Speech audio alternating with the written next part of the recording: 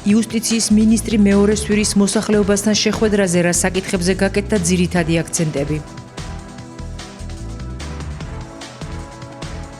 სოფლიო მასწავლებლის საერთაშორისო დღეს აღნიშნავს, რომელსაც ზესტაფონშიც ეხმიანებიან, როგორ შეხვდა ადგილობრივი უწყება პროფესიულ დღესასწაულს. სული 2016 ღვინის ფესტივალი და სახალხო დღესასწაულის ზესტაფონობა გაზეთ ზესტაფონის მოამბეს ახალ ნომერში, მუნიციპალიტეტში განვითარებულ ბოლოდროინდელ სხვა მნიშვნელოვან მოვლენებთან ერთად.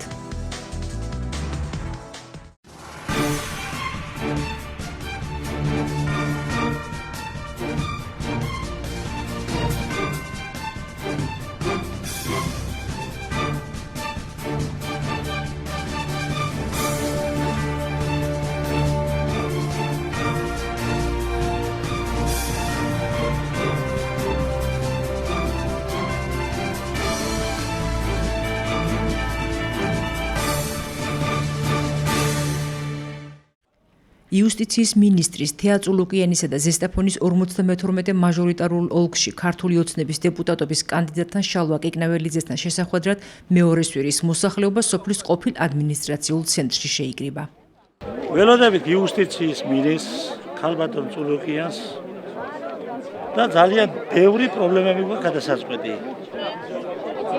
უნდა დავუშვათ ჩვენ რა შეკითხვების გვექნება, მე მგონი დადებითად ვიპასუხებს, იმიტომ რომ მთელი სოფელი არის არჩევნების მოლოდინში და აუცილებლად უნდა გაიმარჯვოს დღევანდელმა მთავრობამ. ამის იმედი მაქვს. ერთადერთი კიდე რაც უნდა დაუშვა საკითხი გინდათ ის გიპასუხოთ. უცესროდ რჩება მთელი სოფელი. ზევით თისკენ მიცხოვრობთ. გვინდა ტყის ბილეთი გამოყონ, გადავიხადოთ ფულში და მოვუჭრათ შეშა და ვიყოთ თბილად ზამთარში. ახლა იუსტიციის მინისტრს მინდა შევეკითხო, რომ სვირი არის ძალიან დიდი სოფელი. ერთდროს თელ რაიონში სვირი ყავოდა. დღეს ელემენტარული არ გვაქვს განათება, ქუჩის განათება. არ გვაქვს ქუჩის ურნები, არ გვაქვს ბიბლიოთეკა, არ გვაქვს გამგეობა. სხვის მაშინ ვართ, აკია, გამგეობაში, სხვის შენობაში. ხო. ეს არის ყველაფერი. არის თავდაყრილი, ხო და რომელი წულუკიანი გადააწყვეტს ამას, თუ ჩვენი ოცნების თავრობა გადააწყვეტს, ეს მინდა რომ ვიცოდე მეტი. დანარჩენი ახლა. მე ხნის კაცი ვარ და ახალგაზრდები მინდა რომ კარგად ცხოვრობდნენ და კარგად იყვნენ. ერთობლივ შეხვედრაზე საუბარი იყო იმ სახელმწიფოებრივი მნიშვნელობის პროექტებზე, რომელიც ქართული ოცნების ხელისუფლებამ უახლოესი 4 წლის განმავლობაში დაგეგმა და განახორციელა. თეა წულუკიანმა მოსახლეობას იმ პროექტებში ჩართვისკენ მოუწოდა, რომელიც უშუალოდ სპეციალურად მათთვის შეიქმნა და რომლითაც არაერთმა მოქალაქემ უკვე ისარგებლა. შეხვედრისას ყურადღება გამახვილდა აწარმოეს საქართველოს სოფლის მხარდაჭერის პროგრამაზე და სხვა პროექტებზე.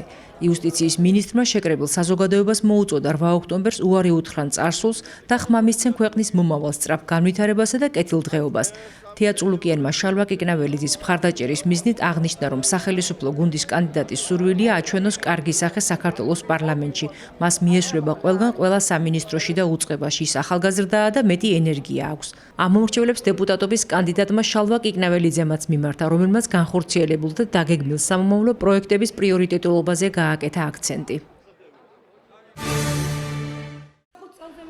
5 ოქტომბერს მსოფლიოს 100-ზე მეტ ქვეყანაში მასწავლებელთა საერთაშორისო დღე აღინიშნება.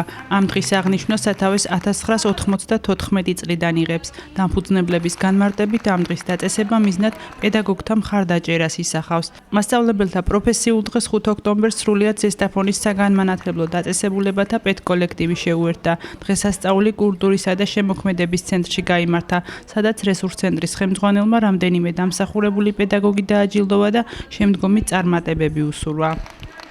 მინდა პირველ რიგში მიულოცო ყველა პედაგოგს, ყველა მასწავლებელს წარმატებები, ჯანმრთელობა უსურვო და მათი მურჩა უხრელი შრომა დაფასებული ყოფილიყოს დღევანდელი ღონისძიება ეძღვნება ისევ პედაგოგებს, ჩვენ გვინდა მათ მიულოცოთ, რაიონის მასშტაბში დავაჯილდოვოთ რამოდენიმე წარმატებული პედაგოგის სიმბოლური საჩუქრები გადავსვეთ და ასევე გავაცნობთ ის სიახლეები, რომელიც განათლების სისტემაში უახლოეს ხანში დაინერგება და კიდევ ერთხელ მიულოცოთ.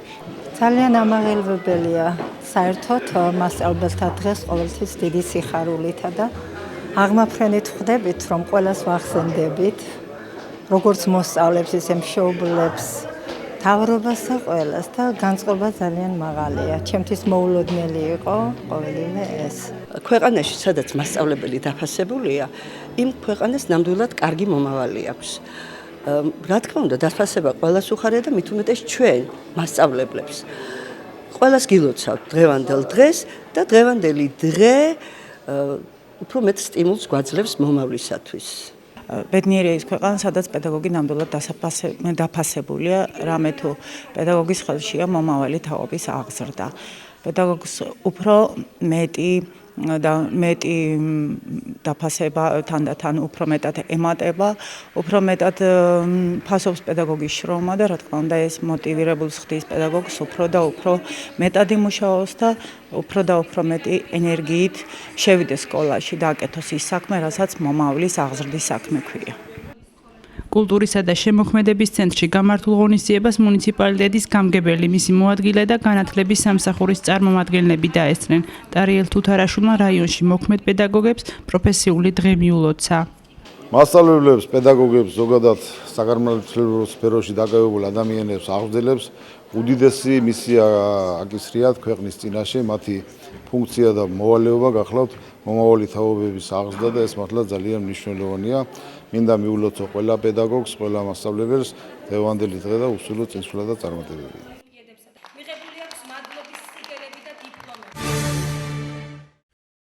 საქართველოს პრემიერ-მინისტრი გიორგი კვირიკაშვილი სტუმრად ზესტაფონში. ამ სტატიას დაეთმო პირველი გვერდი გაზეთ ზესტაფონის მოამბეში, რომელიც 4 ოქტომბერს გამოვიდა.